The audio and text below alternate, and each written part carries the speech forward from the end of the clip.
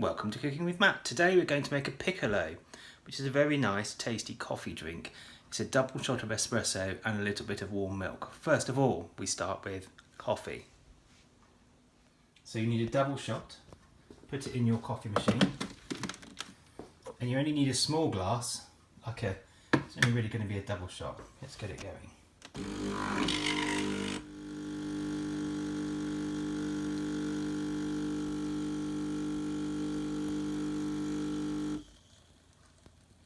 Then we need some warm milk.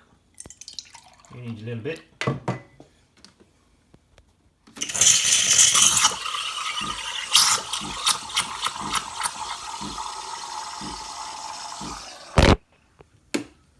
And then stick it in the double shot of espresso.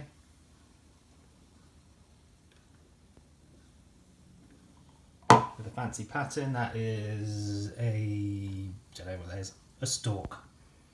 And there we have a Piccolo. Tasty.